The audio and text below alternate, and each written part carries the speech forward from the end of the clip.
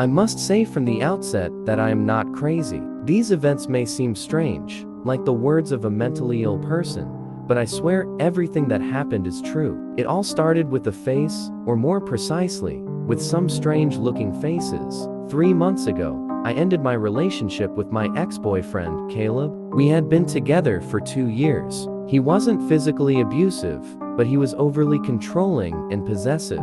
The worst kind, really. After I broke up with him, I changed my number, deleted my social media profiles, and even moved to a new place. I thought I was safe.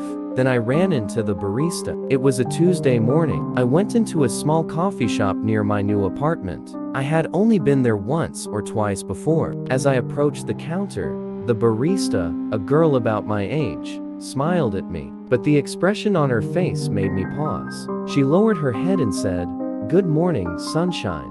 I froze, because that was the nickname Caleb gave me. He used that word jokingly when I was sad. I tried to think it was just a coincidence, but a few days later, it happened again. I got into a taxi to go to work. The driver was a different person from usual, a man in his 50s. He kept looking at me through the rearview mirror, as if trying to recognize me. Then he just asked, "Did you find out what you're running from?" I replied, "What?" He laughed and shook his head, as if I had understood the joke. This was another one of Caleb's sayings. Now, 2 strangers had repeated my ex's exact words. This continued. A woman at the grocery store bumped into me and whispered, "You can't just disappear."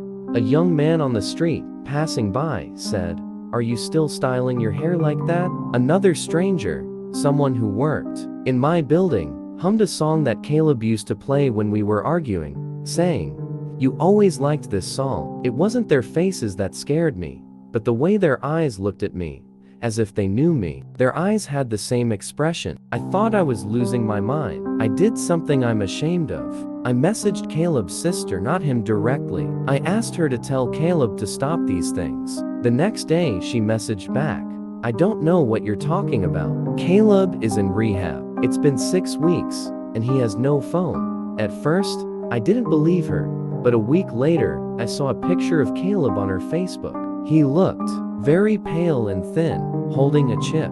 That was a sign of 1 day of sobriety. So it wasn't Caleb, at least not directly. One night, I stayed late at work, not wanting to go home. I didn't feel safe there. Around 10 p.m., I finally decided to go back. I walked for 10 minutes with my head down, wearing my headphones, but with no music playing. I had learned this trick to be able to hear if someone was following me. As I turned onto my street, I saw someone sitting on the steps of the building across the street. It was a young guy wearing a hoodie with his head down. I tried to ignore him until he spoke. "It's cold out, isn't it, sunshine?" he said. I stopped. He wasn't looking at me, but staring at the pavement as if reading something on the ground. I slowly walked past him, got into my house, and locked all the bolts on the door. When I woke up the next morning, I saw that the rug in front of my door was flipped over. Something was written in pencil on the back of the rug. "You can change your face too if you want, but I'll still recognize you."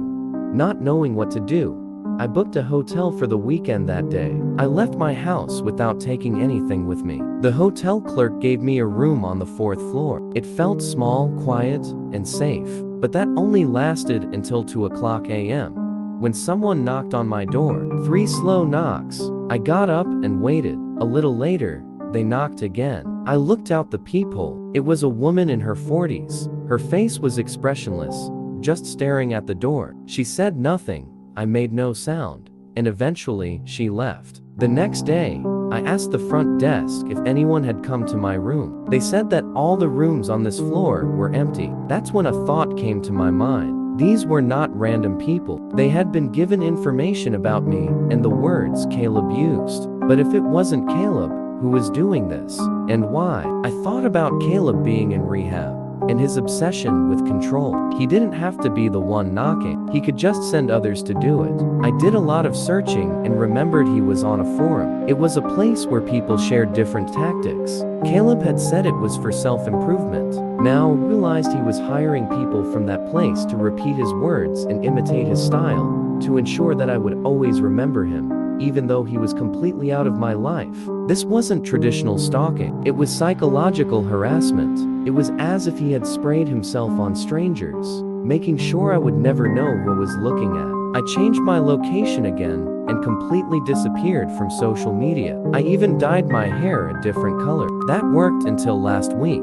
As I was walking home from the bookstore, a woman passed me and said, "Still hiding behind books, sunshine? I think this will never end." Maybe he paid for some weird service to do this for a year. Who knows? Maybe it's just some crazy game now. Who can scare sunshine the best? I can no longer trust anyone's face. Constant paranoia is eating away at my mental health. I was determined to put a stop to this. It wasn't just a crazy game.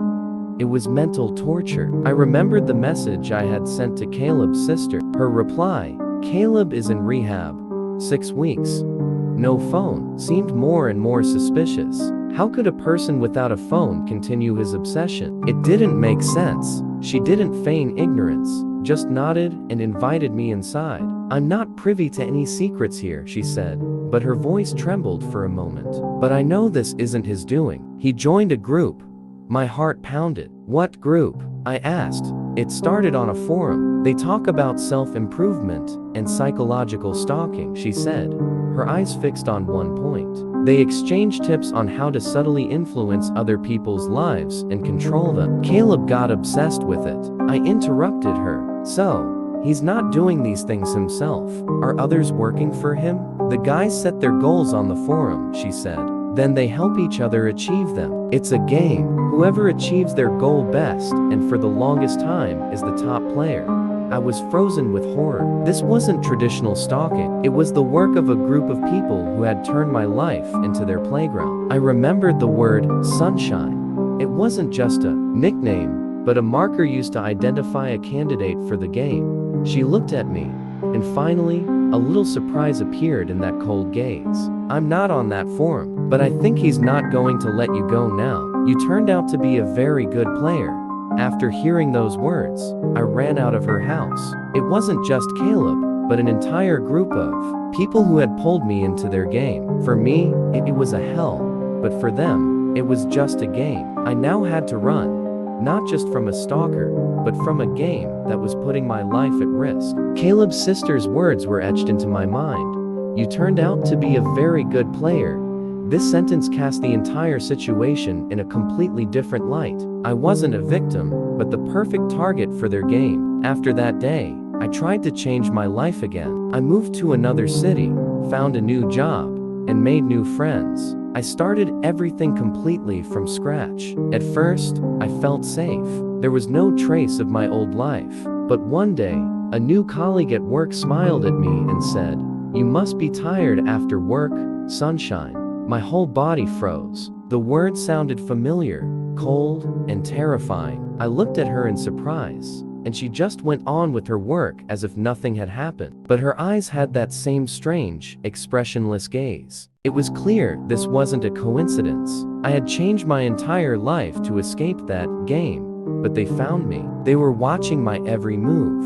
The game wasn't over. On the contrary, they had found me in my new location as well. The last incident made me feel more anger than fear. I was tired of playing their game constantly. I couldn't run again and live waiting for someone to find me again. I had to end this game myself. Without looking at that colleague, I continued doing the task in front of me. Every word or action of hers was an attempt to disturb me. She brought coffee, placed it on my desk, and said, "I knew you liked your coffee exactly like this." I didn't even thank her. I looked straight into her eyes and said, "I'm not playing any game. The game is over now." The smile on her face vanished instantly. These words were not the reaction she expected. I remembered what Caleb's sister had said. It's a game. I also decided to change the rules of the game. I decided to stand up to this group, not as a distrustful, paranoid victim, but as a strong woman who wanted to control her own life.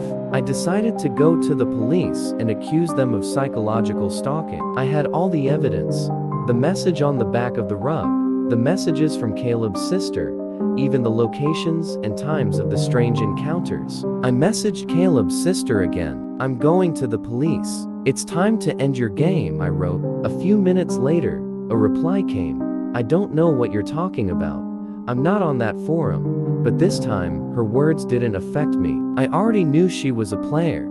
I went to the police and told them everything. At first, they didn't believe me, but after I showed them all the evidence I had gathered, they started an investigation. It took a long time, but in the end, Caleb and his group were found. The story about Caleb being in rehab also turned out to be a lie. He was an active player on the forum. This story ended not with fear, but with freedom. I no longer live in fear. I no longer look at anyone's face and wonder, could this be a player? I was able to change my life and reclaim my control. The strange faces are gone, but their mark remains in my mind forever.